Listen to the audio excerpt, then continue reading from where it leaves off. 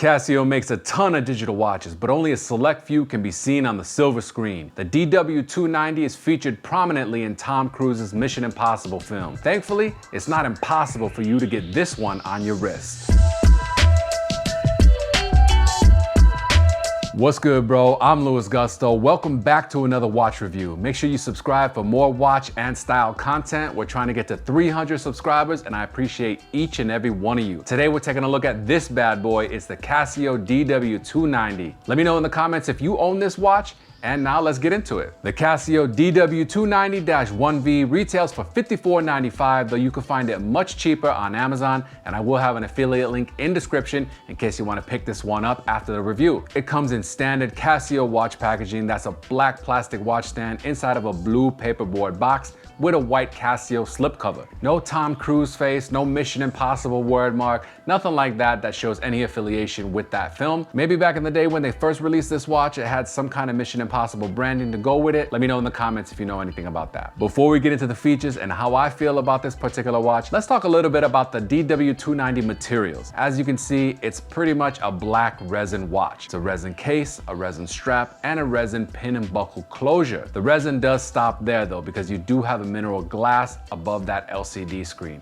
which is a little bit of a step up from the typical resin glass you see on other Casio watches around this price point. And it's got a stainless steel screw down case back. As far as I can see, there are no other colors available for the DW290, though I think that would be pretty sick in a yellow or red color. The DW290 measures 50.6 millimeters lug to lug. It has a case width of 46.8 millimeters, a case thickness of 14.3 millimeters, and the watch weighs 56 grams. The watch crystal is made from a mineral glass, which is a step up from standard resin glass found on many other Casio digital watches. It's got 4 silver metal buttons, 2 on either side of the case, 3 protruding from the case, and 1 essentially flush with the case. Now let's take a closer look at the hexagonal face of the DW290. Of course, you got that black resin color with teal lettering popping out from that face, indicating the various features of the watch. So you're walking around basically advertising what your watch can do.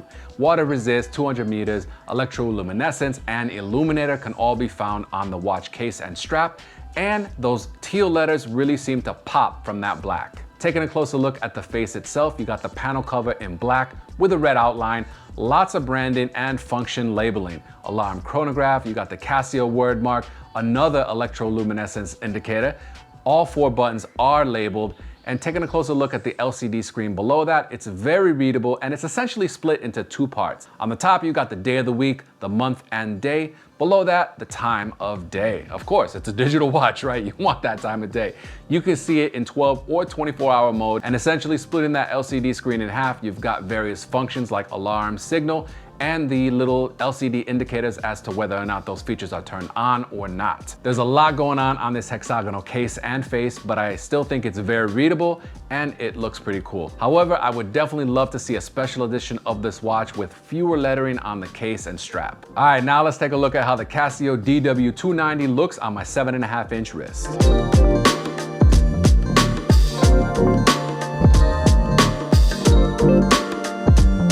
It's time to talk about the features of this digital watch.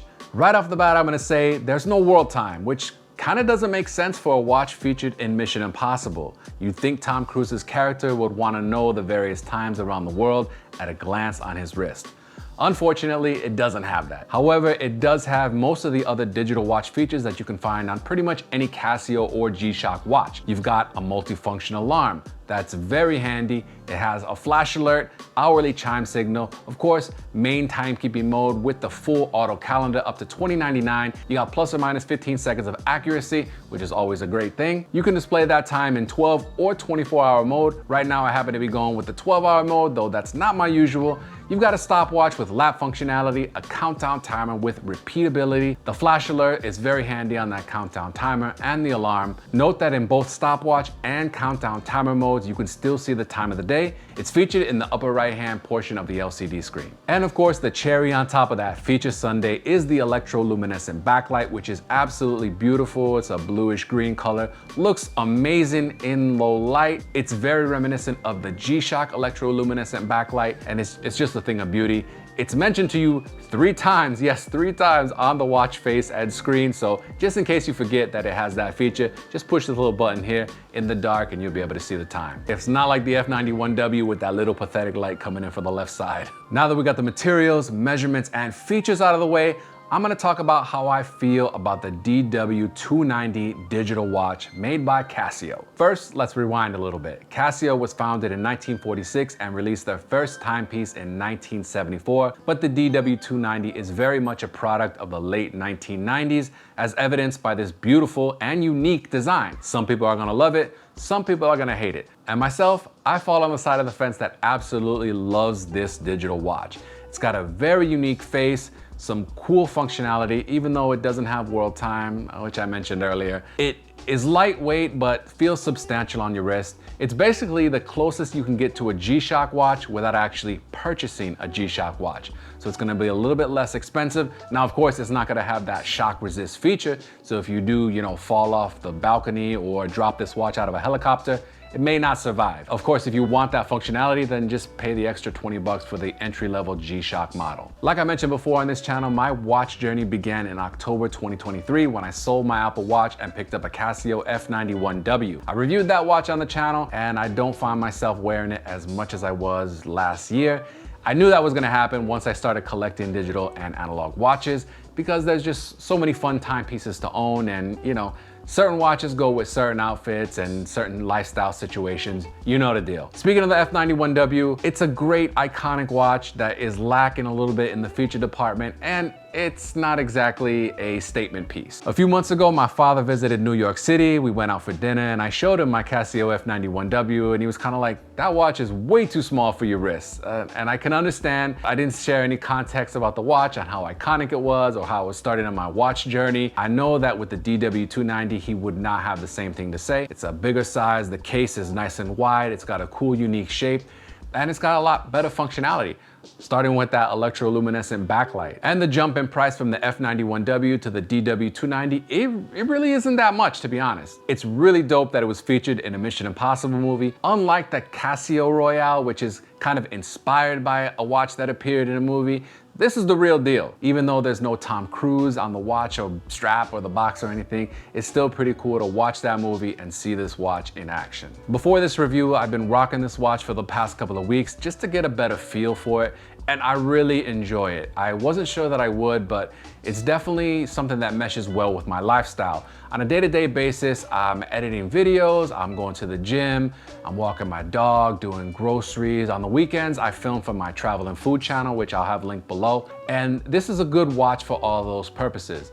Now, it's not gonna be super upscale, it's not like a cool, unique color that's gonna stand out, but it's a serviceable watch. I didn't think that I would enjoy wearing it to the gym, but I tried that a couple of times and it works. That countdown timer with the flash alert feature really helps me to measure my rest periods in between sets.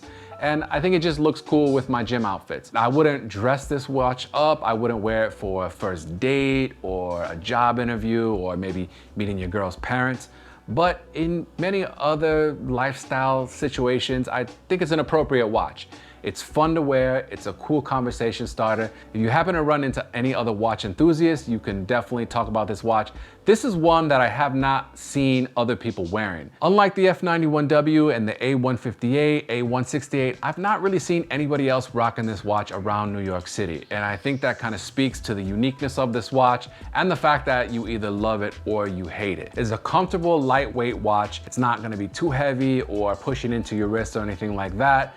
The buttons are easy to press. Unlike the entry-level G-Shock that we talked about, this adjust button is not difficult to press. I don't have to dig my fingernail into it. And the rest of the buttons, I really love how they're laid out. Now, they're not exactly springs, although it does appear to be so, but they're still very easy to press. On the con side, I would say it lacks features. For example, there's no world time functionality on this watch, which seems like a huge miss to me. It's not exactly an upscale watch. It still kind of looks cheap, unfortunately. That's just the nature of a watch like this. Obviously, no heart rate, no special screens like that, no moon phase. That's really just nitpicking. At this price point, I think it's a solid watch to add to your collection, especially if you're a Tom Cruise fan. Also, you can't get it in any other colorway. No yellows, no blues, no reds. As far as I've seen, I haven't been able to find any special edition of this watch, but it's still readily available, so you can pick one up on Amazon or Casio or whatever. Like I said, I will have a link in the description below, and that link helps to support the channel, which I appreciate. Any support that you can give. Make sure you like this video and drop a comment. Let me know what your thoughts are on the Casio DW290. Would really love to talk with y'all in the comments below. I will see you in the next video. Peace out, bro.